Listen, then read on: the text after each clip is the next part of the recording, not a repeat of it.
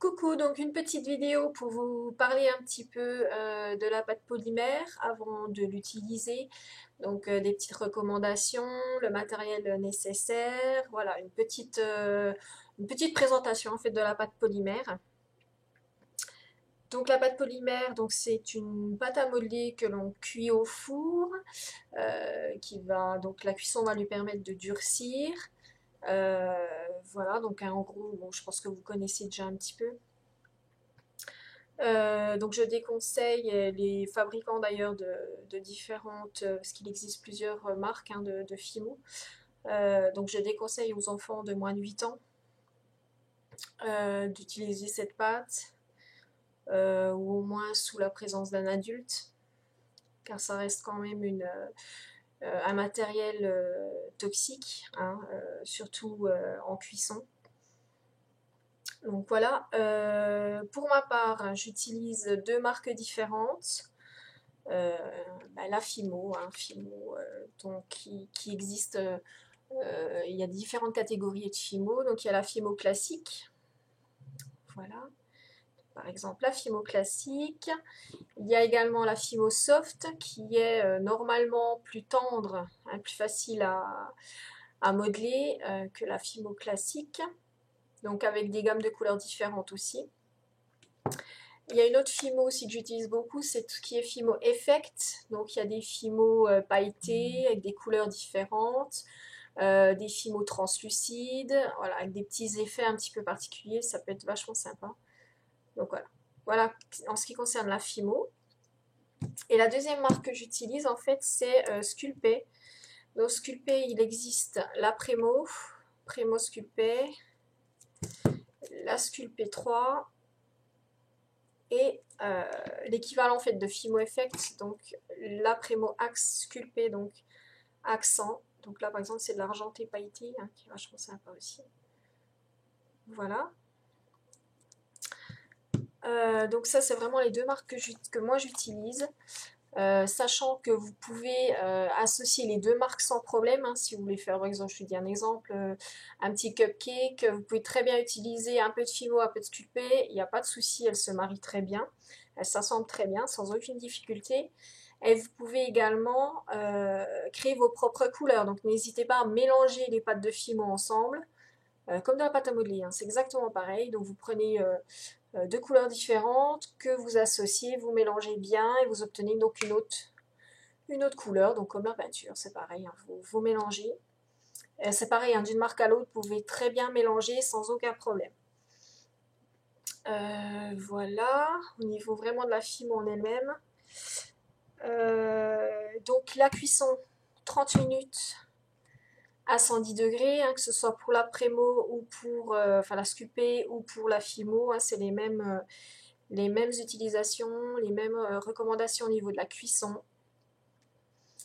Bien aérer la pièce. L'idéal, c'est. Enfin, bon, après, ça dépend de l'usage que vous en faites. C'est sûr que si vous en faites un petit peu de temps en temps, voilà. Mais moi, je sais que j'ai mon four, pardon, on le voit un petit peu là, juste là. Donc, mon four spécial, hein, j'ai un premier prix du Leclerc, enfin, pour pas les citer, hein. Voilà, premier prix dans une grande surface, voilà. Que je n'utilise vraiment que pour ma Fimo d'ailleurs dans mon atelier. Donc voilà, hein, je conseille quand même, il y en a pour 30 euros, vous pouvez trouver un petit four ou même à d'occasion. Hein. Voilà, juste pour l'utilisation de la Fimo, parce qu'en cuisant, il y a quand même des évaporations, des émanations de vapeurs toxiques. Donc c'est pour ça que moi j'aère très souvent la pièce, voilà, pour aérer, pour enlever tout ça. Voilà pour la Fimo. Après, pour le matériel. Pour le matériel, vous aurez besoin d'un petit tube comme ça. Moi, je l'ai pris en inox, enfin en espèce d'inox. En plus, c'est froid, donc c'est super pour étaler. Ça s'étale très très bien avec ça. Évitez les bois, enfin tout ce qui est bois, parce qu'il existe des tubes un peu dans ce style-là. Des petits rouleaux mais en bois et ça va pas du tout parce qu'en fait les morceaux de la Fimo vont se mettre dans les rainures du bois Et du coup, ça va vous faire des traces, ça va être une horreur pour étaler. Donc, je vous déconseille absolument le bois. Prenez plutôt ou un tube en verre, style tube à essai, ou petit tube comme ça, ou même, je pense, un rouleau à pâtisserie classique. Je pense que ça devrait aller. Ou une bouteille, ou quelque chose, voilà. Mais pas le bois. Évitez absolument le bois, parce que je vous dis, ça se met dans les petites rainures et ça va pas vous aider du tout. Donc, ceci pour étaler. Après, pour celles qui veulent vraiment se perfectionner, enfin, utiliser vraiment beaucoup, faire beaucoup de choses, des trucs un petit peu plus techniques et tout ça, je vous conseille la machine à pâte. Hein, pour étaler vraiment uniformément l'épaisseur dont vous voulez. Enfin voilà, machine à pâte, pasta machine. Hein. Donc ça c'est pour étaler. Ensuite vous aurez besoin de quelque chose de coupant. Donc soit un cutter. Moi j'utilise une petite lamelle. Voilà, coupant des deux bouts. Voilà, pour couper votre pâte, pour couper des pièces, pour voilà. Vous pouvez utiliser un couteau sans dents principalement, parce que c'est pareil les dents, je sais pas que ça n'allait pas bien. Après vous aurez besoin, moi j'ai une petite aiguille, donc avec un petit bout pointu des deux côtés. Vous pouvez très bien utiliser un cure-dent, ça va vous permettre donc de soit de faire des trous, soit de faire des petits points de déco, soit ajuster un petit peu. Ça, je vous montrerai de toute façon, vous verrez après avec les tutos que je ferai par la suite pour vous montrer un petit peu comment travailler votre pâte. Voilà, vous donner des petits exemples pour faire des choses. Après, pour le montage des bijoux, vous aurez peut-être besoin, enfin, tout dépend ce que vous voulez faire, d'une petite pince comme ça pour, voilà, pour tordre vos apprêts et tout ça. Ou voir aussi une petite pince coupante, ça c'est plus pour les tiges. Voilà, les tiges qu'on peut mettre dans les perles, c'est pareil, je vous montrerai à l'usage. Vous aurez peut-être besoin aussi d'une petite colle à bijoux, pour si des fois vous voulez coller sur un support de bague, ou voilà. Je referai un autre tuto pour vraiment vous montrer les techniques de base, pour bien débuter, pour bien commencer, avec des choses simples, c'est par exemple des petites perles toutes simples, marbrées, petites perles pour faire un petit bracelet, ou des petites boucles d'oreilles, ou un petit collier, quelque chose d'assez simple. Mettre juste sur un fil de coton, pour faire vraiment une petite... voilà, pour vous faire la main, entre guillemets, hein, parce que vous n'avez pas à faire dès le départ des choses hyper compliquées. Moi, je sais qu'au début, c'était des choses très très simples. Et petit à petit, vous avez l'expérience qui vient au fur et à mesure, et vous faites des choses de plus en plus compliquées, de plus en plus, voilà, de plus en plus sympa, quoi. Voilà, je crois que je vous ai tout dit. Il y a certaines personnes, certaines créatrices, pardon, qui travaillent avec des gants en silicone, hein, des gants en latex. Moi, j'aime pas, je peux pas. C'est vrai qu'après, c'est l'idéal en fait de travailler avec des gants pour pas laisser vos empreintes sur vos créations. Parce que la pâte polymère se marque très facilement. Elle est très, c'est-à-dire qu'elle se colle aussi très facilement l'une à l'autre. Donc une fois que la pâte polymère est collée, si vous prenez deux couleurs différentes, une fois qu'elle est collée, vous aurez beaucoup de mal à la séparer. Donc c'est pour ça les mélanges, une fois que c'est fait, c'est mort. Hein. Enfin, si vous loupez, c'est loupé pour la création. Qu'est-ce que je peux vous dire d'autre? Moi, je travaille pour étaler ma pâte, voilà, pour travailler. Donc, on voit à ce niveau-là. Donc là, hein, je travaille ici. C'est du verre. Donc, pareil, évitez le bois pour les mêmes raisons que votre rouleau.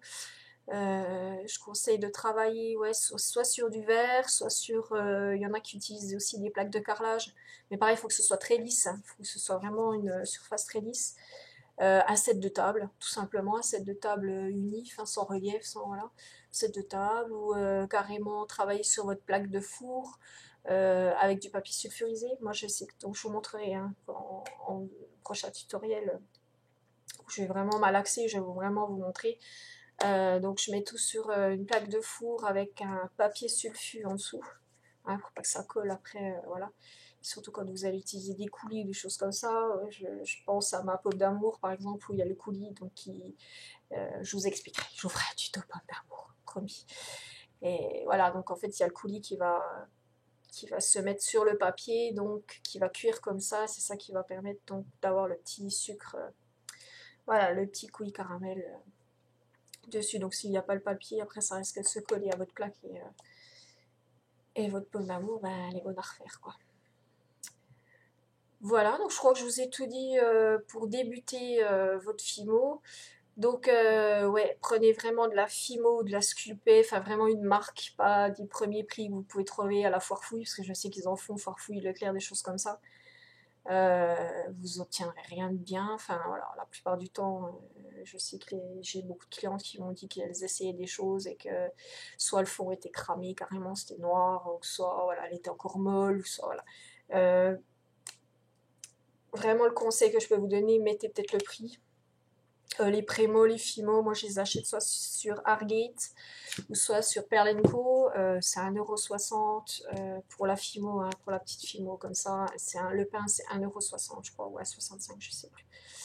Voilà, donc vous prenez quelques couleurs au départ, essayez, et puis mais prenez vraiment une marque, un Fimo, je vous dis Fimo ou Prémo, elle est un petit peu plus, à peine plus chère la Prémo. Je crois qu'elle est un peu plus lourde aussi, donc je pense qu'au niveau, si on rapporte au poids, ouais, elle est à peine plus lourde. Et je crois qu'elle doit être à 2 € celle-ci, je sais plus. Donc voilà. Voilà, donc bah, je vous retrouve bientôt pour un tuto vraiment pratique, là où je vous montrerai des choses à faire. Voilà, donc j'espère que ça vous plaira et que ça vous donnera envie de faire d'autres choses, quoi.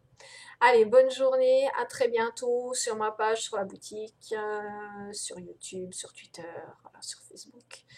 À bientôt, bonne journée et à très vite.